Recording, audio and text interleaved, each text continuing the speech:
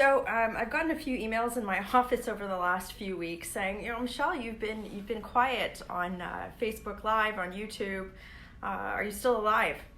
And the answer is yes. I actually just took a couple of weeks to sit back, write, gather my thoughts, and come up with a game plan for how I am going to achieve the mandate that I was just given by my constituents in Calgary Nose Hill, and that is to fight for them.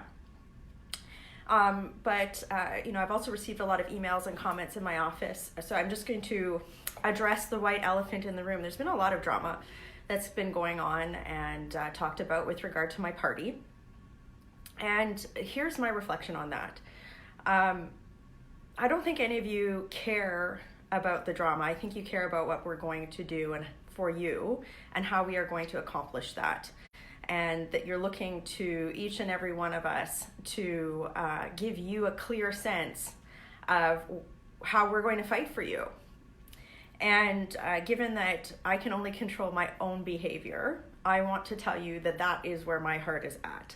I am just so grateful and honored to have been given a mandate, very strong mandate by the constituents in Calgary Nose Hill. And there's a lot of things that are at stake for my community, regardless of the outcome of the election. It's really bad in my riding. There's a lot of people who are out of work. On the way to the airport, my Uber driver, just really soft-spoken young man, he recognized me, and he was quiet, and he kind of looked at me. He goes, it's really bad, and we need you to fight for us. We need you to do something. It's not great here.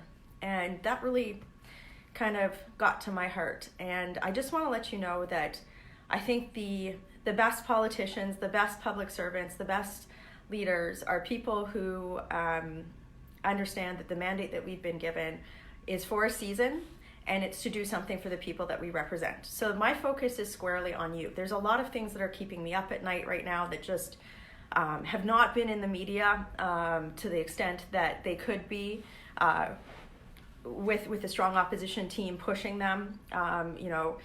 There's some very significant world events, issues with other global powers that Canada is not addressing well, that need to have attention immediately.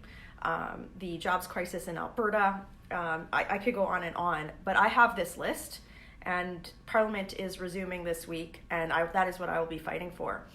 For those of you who are interested in what my shadow minister role will be in this Parliament, it's a role I was very interested in getting. I'm very glad and honored to have received it, and that is the Shadow Minister for Industry and Economic Development. And this is something that's really in my wheelhouse. I spent a lot of time prior to politics working in this space, and there's many issues that frankly not even our party has addressed well but certainly the Trudeau Liberals have not addressed well in their term in government, which is now going on to 5 years. So, I've been spending a lot of time over the last month putting together a legislative plan, a communications plan, and a policy platform to advance in this Parliament on this issue. And you're going to hear a lot more about that in coming days and weeks. But I just want to leave with you a sense that, there have been a lot of headlines that frankly, I just, if I wasn't an MP, if I was just sitting back and reading it, I'd be like, come on, you guys, you have mandates to fight for us, so make that happen. And I want to let you know that I'm not ignorant to that, and that my focus is squarely on you and fighting for you. And we're getting back to Parliament, and I'm excited because we're in a minority government situation. We have more levers available to us in terms of holding Trudeau to account and stopping some of his damaging legislation. As an experienced parliamentarian, I know what those levers are, and I will be using them, so get ready, Liberals. But that is my focus. It's you.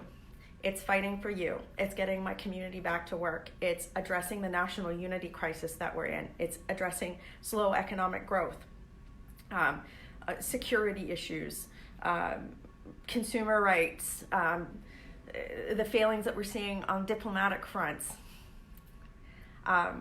I'm excited, and I'm about to get ready for another legislative session here. So I'm going to get back to work in my office before we head into the House, but I just want to let you know that, as always, drama aside, I am working hard for you, and thank you for another mandate. Working hard for you in Ottawa. Have a great day.